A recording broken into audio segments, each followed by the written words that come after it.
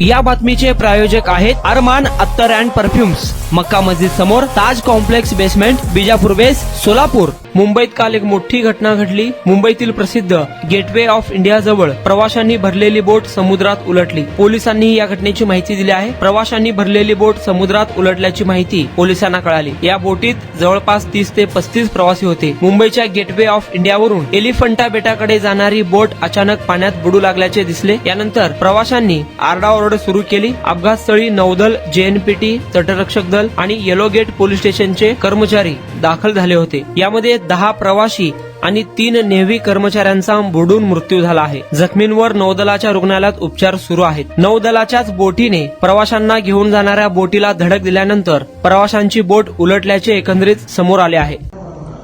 JNPT township hospital या ठिकाणी आज दुपारी बोट दुर्घटनेमधील एकूण 28 इसम घेऊन आले होते।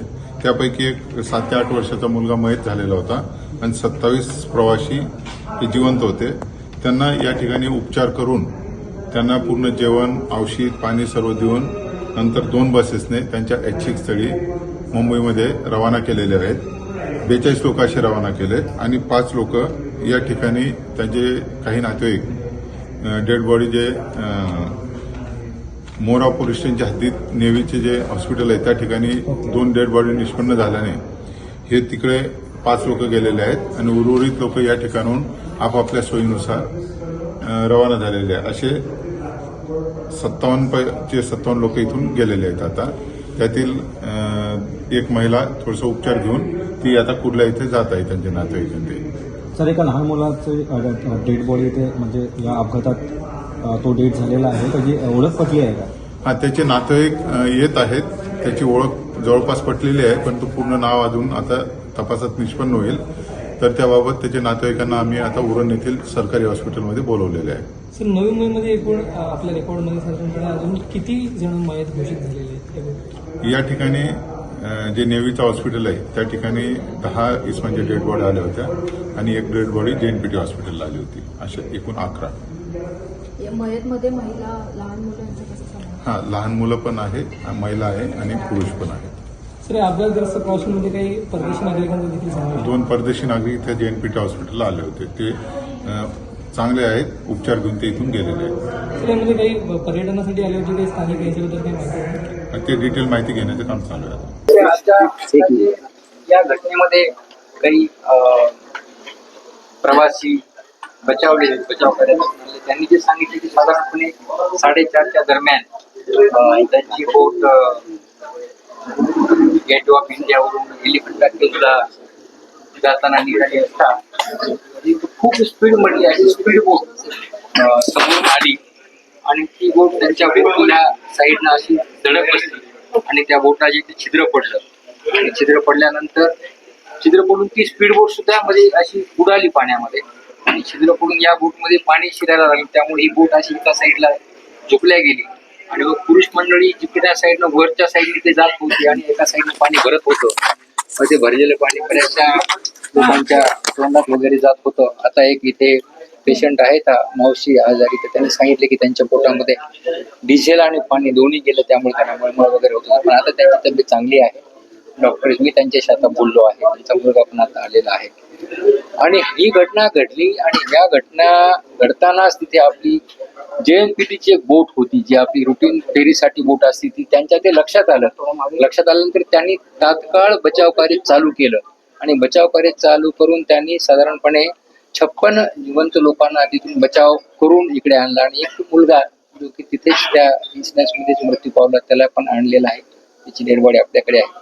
असे 56 जिवंत माणसाची सुटका करण्यासाठी जेएनपीने खूप मोठी मोलाची अशी कामगिरी केलेली आहे आणि इथे आणल्यानंतर त्यांची व्यवस्थित दवाखान्यामध्ये शुश्रूषा, प्रथमोपचार, त्यांना कोणाला जेवण, चहा, बिस्किट सगळी त्यांनी व्यवस्था केली आणि त्या सर्व सुखरूप पोहोचलेल्या 56 प्रवाशांनी जेएनपीटीने केलेल्या कामकाजाबद्दल खूप चांगले उद्गार काढले आणि खरोखर जेएनपीटीने खूप महत्वाचं काम केलेले असे मी मानतो।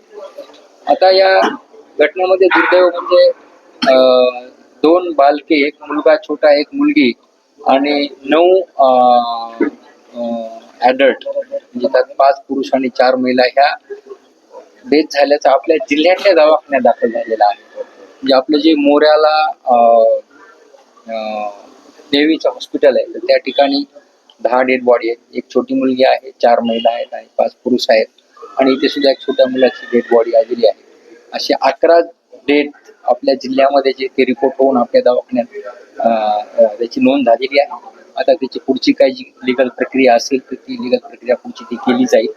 तर आणि त्यानंतर मग त्या जे मयत व्यक्ती आहेत त्यांच्या वारसांना, त्यांच्या कुटुंबियांना जी काही शासकीय मदत देय असेल तर ती नियमाप्रमाणे शासनाच्या मार्फत ते दिली जाईल. आपल्या जिल्ह्याची जी नोंद झालेली आहे तर ते आता 11 आहे. ह्या जे काही 80च्या वर तिथे बोटीत लोक होते त्यापैकी बरेचसे लोक जे काही त्यांची तब्येत खराब आहे किंवा काही मयत पण मला वाटते मुंबईच्या पण इतर हॉस्पिटलमध्ये झालेले आहेत. त्याच्याबद्दलचा तपशील माझ्याकडे नाही. रायगड जिल्ह्यात जेवढे दाखल झालेत आपल्या 2 दवाखान्यात, जयंतीचा दवाखाना आणि मोराचा दवाखाना, तर तिथे एकूण 11 मयत आहेत. सर, याच्यामध्ये ही बोट ज्यांनी स्पीड बोटिंग धडकवली ती बोट नौदलाची होती, कुणाची होती? आता ती बोट जे प्रवासी सांगतात त्यांचं असं म्हणणं आहे की ती नौदलाची होती, पण त्याच्याबद्दलची सगळी खात्री केली जाईल. खात्री केल्याच्या नंतर त्याच्याबद्दल आपल्याला बोलता येईल की नक्की कशाची होती बोट आणि तेवढ्या स्पीडने ती बोट का जात होती, तर त्याच्याबद्दलचा आपल्याला तपास केल्यानंतर आपल्याला माहिती मिळून जाईल. सर, एकूण किती जण उपचार घेत आहेत सध्या? आपण आता आपल्याकडे 56 लोक उपचार घेत होते. 56 पैकी 55 लोक एकदम चांगले आहेत. तर ते सगळे आता मोकळे आहेत. त्यांना त्यांच्या बऱ्याच लोकांना आता घरी आपण पाठवतोय, त्यांच्या सोयीच्या ठिकाणी पाठवतोय. आणि आता फक्त एक महिला भगिनी आहेत, तर ते सध्या उपचार त्यांचे घेणं चालू आहे, जी की त्यांच्या पोटामध्ये डिझेल आणि पाणी मिश्रित केलेलं आहे. त्यांना थोडं खोकला वगैरे सुद्धा, पण तो पण आता खोकला त्यांचा बंद झालेला आहे. त्यांनी थोडंसं जेवण पण केलेलं आहे, मी त्यांना बोललो स्वतः आता, आणि त्यांची तब्येत आता चांगली आहे. तर नागरिक घाबरलेले, त्यांना काय आव्हान द्याल प्रवासी? बोटीमध्ये प्रवास करताना आपण खूप स्वतःची काळजी घेतली पाहिजे. जेव्हा केव्हा ज्याला कोणाला बोटीत बसायचे त्यांनी आपलं लाईफ गार्ड आणि लाईफ जॅकेट घालूनच बसलं पाहिजे. आता या सुद्धा इन्सिडेंट्स मध्ये लाईफ गार्ड लोक घालून बसलेले नव्हते. मग असा इन्सिडेंट घडते असं कळल्यावर मग त्या लोकांनी लाईफ गार्ड घेतली. लाईफ गार्ड घेण्यासाठी मग ते बरीचशी गर्दी झाली, तिथे गर्दी झाली आणि ओढाताण पण झाली लाईफ गार्ड घेताना, असं मला एकदा सांगत होते. म्हणून ज्याला कोणाला बोटीने प्रवास करायचा आहे त्यांनी लाईफ गार्ड घातलं पाहिजेत. आणि बोटीने प्रवास करताना जे बोट चालक आहेत त्याने सुद्धा काही आवश्यक त्या सूचना दिल्या पाहिजे. जसं आपण विमानात बसल्यानंतर सूचना दिली जाते त्या पद्धतीनं बोटीत प्रवास करणाऱ्याला सुद्धा प्रवासी बोटीमध्ये काही नवखे असतात, नवीन असतात पर्यटक लोक, तर त्यांना माहीत नसतंय. तर मग त्यांना मिनिमम सूचना दिल्या पाहिजे की तुम्ही जॅकेट, लाईफ जॅकेट घातलं पाहिजे किंवा अजून काय आपण काळजी घेतली पाहिजे ह्या सूचना दिल्या पाहिजे. आणि बोट चालकांनी सुद्धा पर्याप्त स्वरूपामध्ये लाईफ जॅकेट बोटीवरती ठेवले पाहिजेत. आणि कुणाचाही जीव जाणार नाही त्यांनी सर्वतोपरी काळजी घेतली पाहिजे आणि स्वतः प्रवास करणाऱ्यांनी सुद्धा ती काळजी घेतली पाहिजे. या अँगलने चौकशी होणार असं लाईफ जॅकेट आता ते बोटीला परवानगी आणि ते सगळं ऑपरेशन मेरीटाईम बोर्ड करत आहे. आता ते मेरीटाईम बोर्डाला आम्ही ह्या इन्सिडेंट बद्दल आम्ही लिहूया, त्यांना विनंती करूया की घटना कशी घडली आणि आपण काय केलं पाहिजे. तसं त्यांनी इथून पुढे परवानगी देताना त्याच्या त्या अटी घातल्या पाहिजेत किंवा त्यांच्या बोटी चालू असताना त्यांनी ती पाहिलं पाहिजे की ही सगळ्या सतर्कता ते पाळतात किंवा नाही पाळतात. यासाठी कसं आहे की लोक जीव महत्वाचा आहे. असं आहे, फॅमिलीचं खूप मोठं नुकसान होते आणि ती फॅमिली सगळी उद्ध्वस्त होते. करता माणूस किंवा कुणी जरी घरात वाढलं तर त्यामुळे प्रत्येकाचं लाईफ हे प्रत्येकासाठी, प्रत्येकाच्या कुटुंबासाठी आणि आपल्या देशासाठी पण महत्वाचं आहे.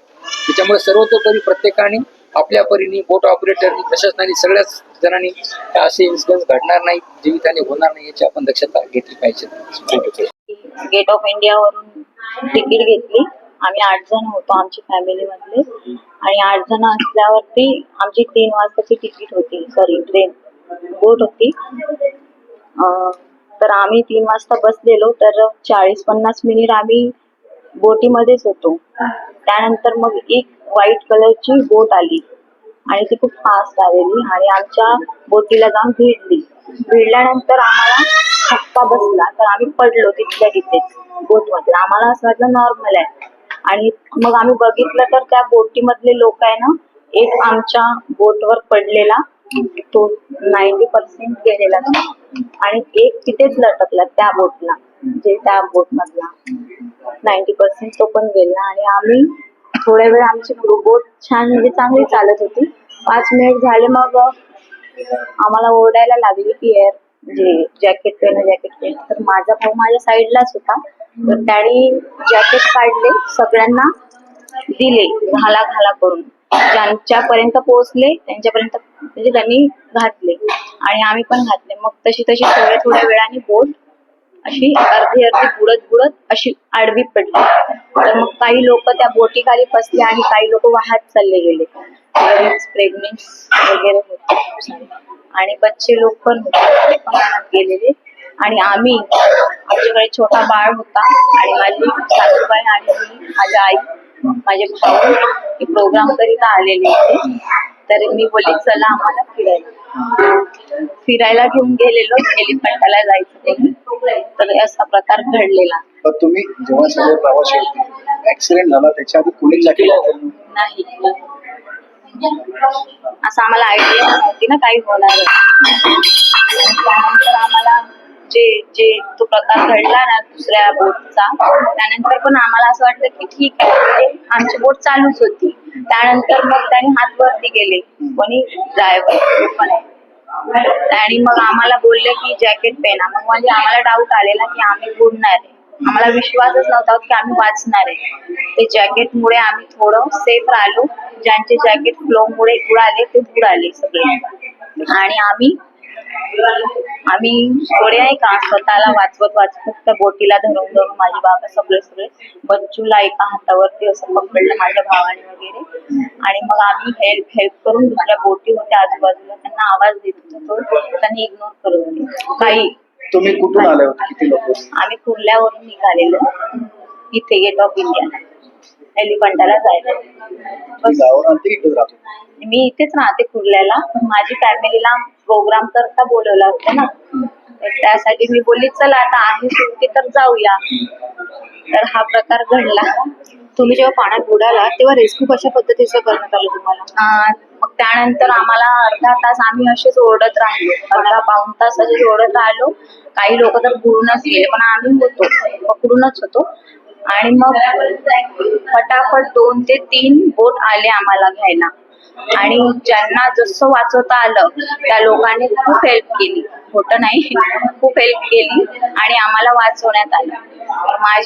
माझे 2 भाऊ आणि माझी आई दुसऱ्या हॉस्पिटलला आहे. आम्ही 5 जण इकडे आहे.